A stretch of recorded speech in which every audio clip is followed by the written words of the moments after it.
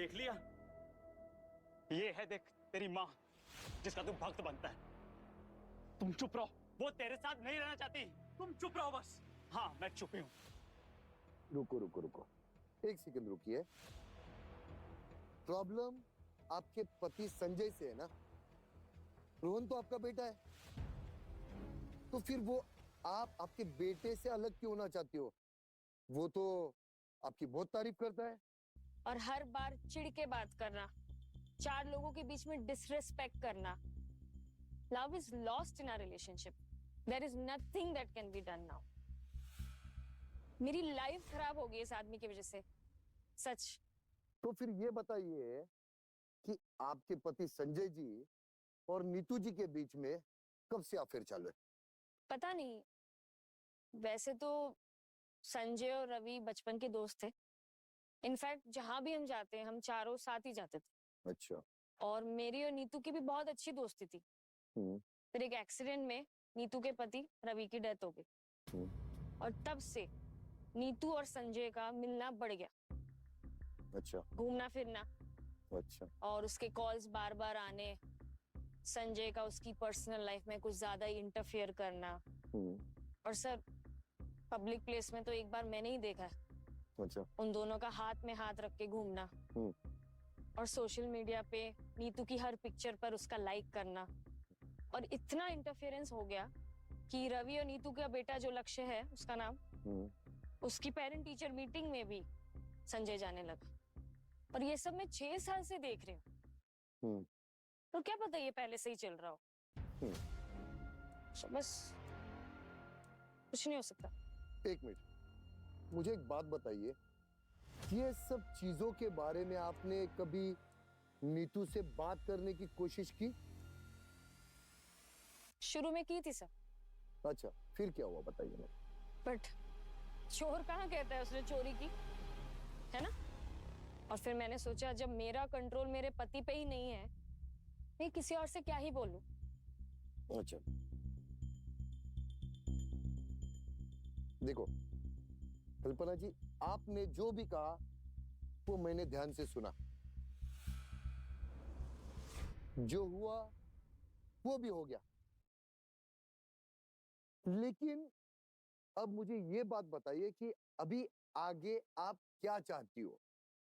मैं अपने बेटे रोहन से और पति संजय से, दोनों से अलग होके रहना चाह रही हूँ।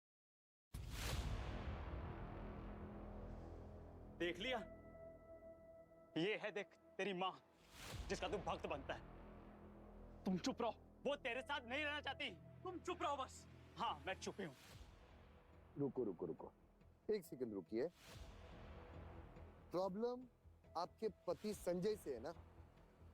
रोहन तो आपका बेटा है, तो फिर वो आप आपके बेटे से अलग क्यों होना चाहती हो?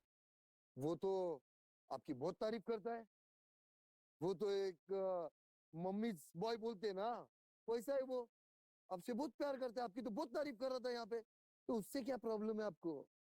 सर, वो भी मुझे नहीं समझता है, बिल्कुल भी नहीं समझता। उसे मैं सिर्फ 3 ओकेशन पे याद आती हूँ: mother's day, birthday, women's day. और वो भी पोस्ट डालने के लिए सोशल मीडिया पे। वो बिल्कुल अपने बाप पे है। मैंने 20 साल दे दिए दोनों को, बहुत जी लिया इनके लिए।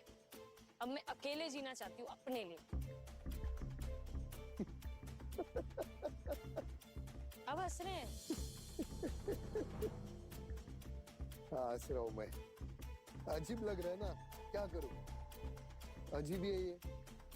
रोहन आपके साथ रहने के लिए अपने पापा से अलग होना चाह रहा है, और आप कह रही हो कि मुझे ना मेरे बेटे के साथ रहना है, ना आपके पति के साथ रहना है। तो फिर हंसेंगे नहीं तो फिर क्या? कुछ समझ में नहीं आ रहा है। मैं बताती हूँ ना सर, वो क्यों रहना चाह रहा है। जी। अपने मतलब के लिए। क्योंकि मैं उसे कोई चीज की रोक टोक नहीं करती ना सर, किसी भी चीज में रोक टोक नहीं करती। उसके पापा हर चीज में रोक टोक करते हैं। He doesn't let him party, he doesn't let him drink, बस। और क्या?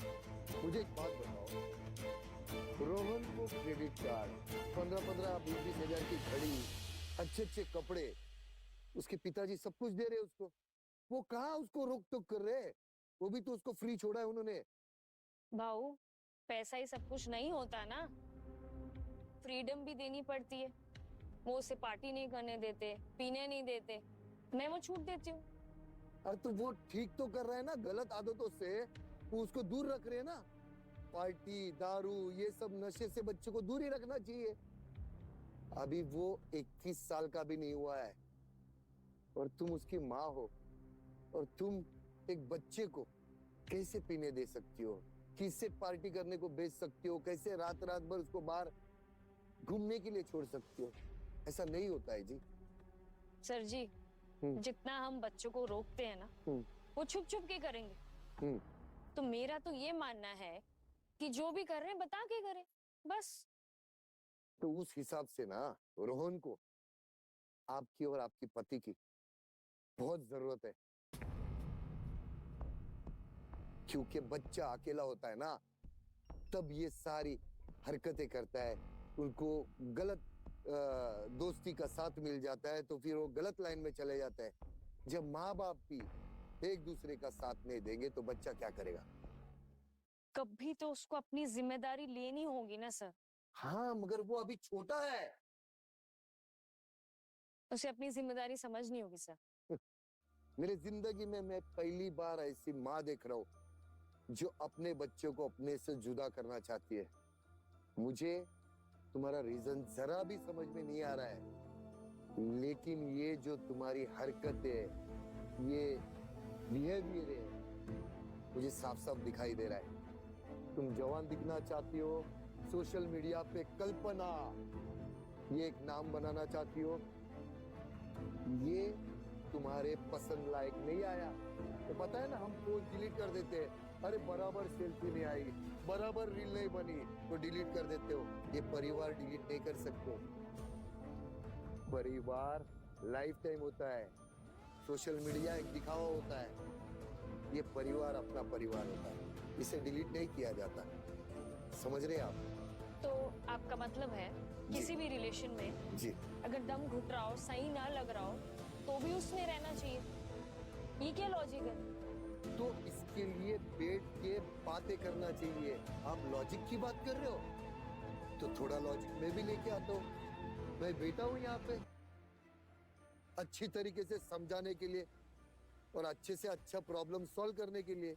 तुम्हारा प्रॉब्लम संजय है ना? हाँ। उसका अफेयर चल रहा है ना बाहर? हाँ। और तुम्हारा बेटा तुम्हारे साथ रहना चाहता है? हाँ। हाँ। और तुम्हारी तकलीफ वो देख नहीं सकता। अब मुझे ना तुम जरा सा समझा दो कि इसमें रोहन कहां से आया?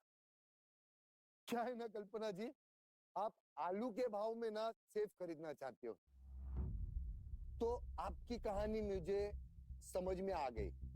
अभी मैं आपके पतिदेव यानी संजय जी, उनकी कहानी भी सुनूंगा। तो आप मिलते हैं। फिलहाल अभी मैं संजय जी को बुला रहा हूं, उनकी कहानी सुनूंगा।